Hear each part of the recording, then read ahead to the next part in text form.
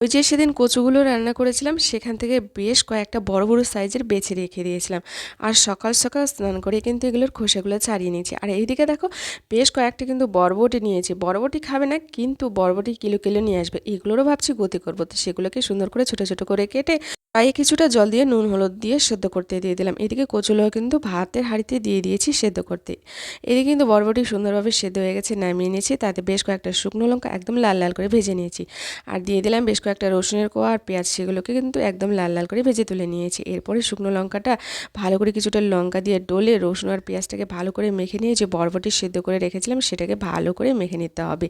এরপরে পেঁয়াজ রসুন শুকনো লঙ্কা দিয়ে স্বাদ মতো নুন আর সর্ষে তেল দিয়ে ভালো করে মেখে নিলে কিন্তু বরবটি ভর্তা রেডি।